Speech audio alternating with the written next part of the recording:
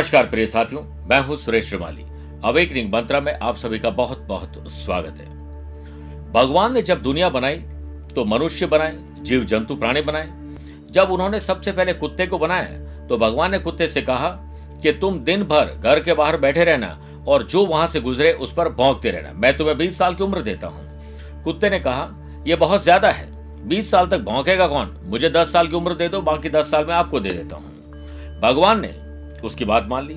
उसके बाद भगवान ने बंदर बनाया और कहा कि तुम लोगों का मनोरंजन करना, खूब करतब दिखाना, मैं तुम्हें जीने के लिए 20 साल देता हूं। बंदर ने कहा करतब दिखाने के लिए 20 साल की उम्र मुझे इतनी नहीं चाहिए, मुझे 10 साल की उम्र दे दो और बाकी 10 साल कुत्ते की तरह मैं भी आपको दे देता हूं। उसके बाद भगवान ने गाय बनाई और उसे कहा कि तुम जंगलों और मैदानों में किसानों के साथ रहना, दिन भर तेज धूप में काम करना और बाद में उन्हें पीने के लिए दूध देना, मैं तुम्हें जीने के लिए 60 साल की उम्र देता हूं। गाय ने कहा इस तरह की कठिन परिश्रमिक जिंदगी के लिए आप मुझे 60 साल की उम्र दे रहे हैं, पर आप मुझे सिर्फ 20 साल की उम्र दे दें, बाकी 40 साल आप रख लीजिए। उसके बाद भगवान ने मनुष्य को बनाया और उसे कहा कि तुम सोना, भरपेट खाना, खेलना, शादी करना, अपनी जिंदगी में खूब मजे करना, मैं तुम्हें 20 साल की उम्र दे रहा हूं। इंसान ने कहा सिर्फ 20 साल, मैं आपको बताता हूं कि मुझे 20 साल दीजिए और वो जो 40 साल गाय ने आपको दिए थे और 10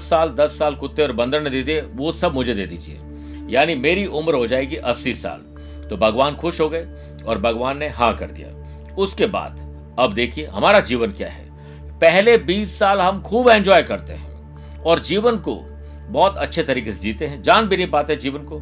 फिर अगले 40 साल तक हम सेवा करते हैं, अपने परिवार की रक्षा करते हैं, भाग दौड़ मेहनत मशक्कत करते हैं। फिर अगले 10 साल हम बंदरों की तरह अपने पोते पोतियों को खूब हंसाते हैं, कर्तव्य दिखाते हैं। और आखिर के 10 साल हम घर में बुजुर्ग होकर अपने घर वालों पर दिन भर भौंकते रहते हैं। मनुष्य की जिंदगी को आपने इस तरीके से एक्सप्लेन शायद होते हुए कभी नहीं देखा होगा, लेकिन मनुष्य योनि में जन्म लेना एक श्रेष्ठ कर्म है।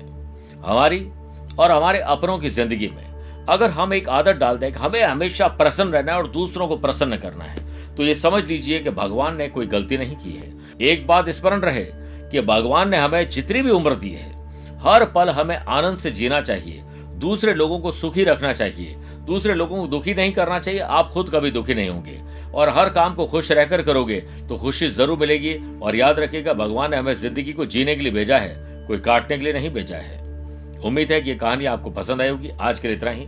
प्यार भरा नमस्कार और बहुत बहुत आशीर्वाद।